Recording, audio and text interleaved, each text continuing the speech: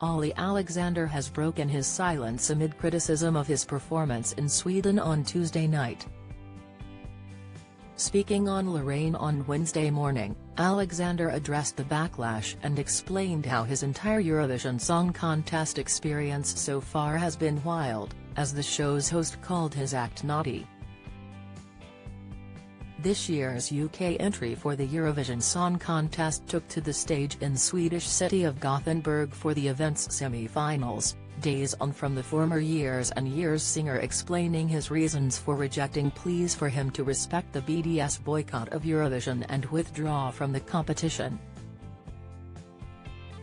But the backlash over Alexander's debut Eurovision performance had nothing to do with the singer's politics or ethics, with some BBC viewers instead taking aim at the UK entry's seemingly weak vocals as he belted out a rendition of Dizzy, the song he hopes will bring in some points during Saturday night's final.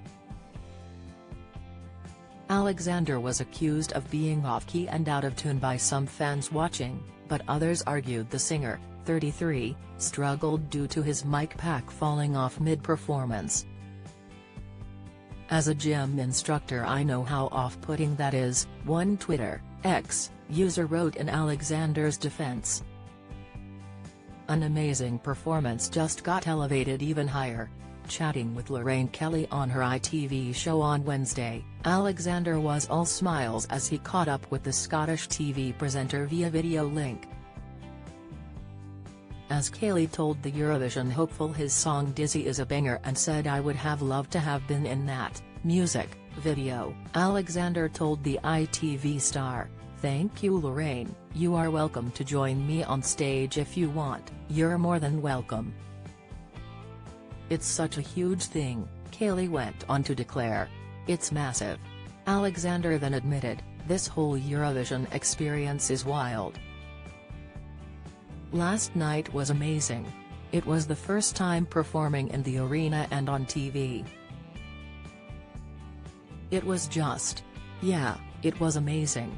He then revealed, "I had a slight wardrobe malfunction, my mic pack fell off, and had to improvise but that's fine, it's live TV, it happens."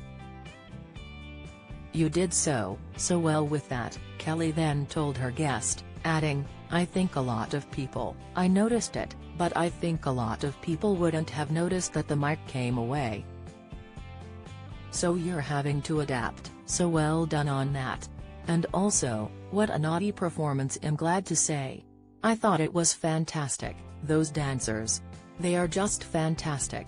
Alexander's Eurovision journey has been marred with controversy over recent months, thanks to Israel's inclusion in the European competition amid Benjamin Netanyahu's relentless bombing of Palestine.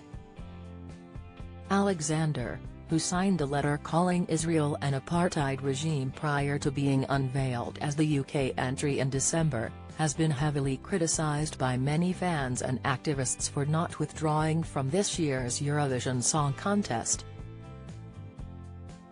In October, Alexander showed solidarity with the people of Palestine and called for a ceasefire between Israel and Hamas, the militant group that controls Gaza.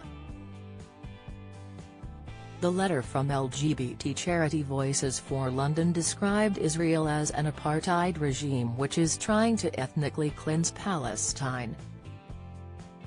But amid calls for him to follow the BDS boycott over Israel's inclusion in the contest, Alexander now describes Israel's war on Palestine as an incredibly complicated political situation, one that I'm not qualified to speak on.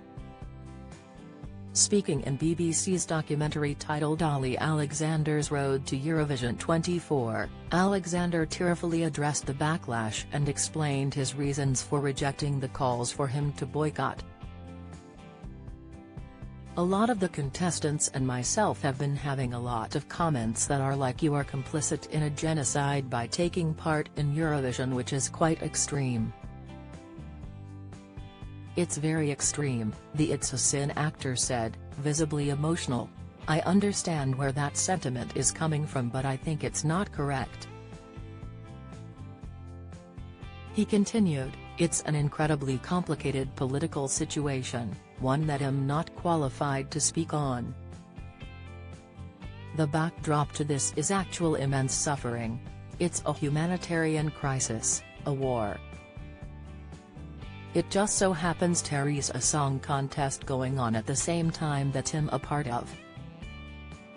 In response to Alexander's Dairy interview, Queers for Palestine, an activist group, issued a statement telling the singer to consider his place in history and that it's not too late to do the right thing. The statement read, "We share Olly Alexander is upset. The European Broadcasting Union has failed him and other contestants by refusing to ban genocidal Israel. But by insisting that he knows better than Palestinians, Olly Alexander again flaunts a colonial mentality.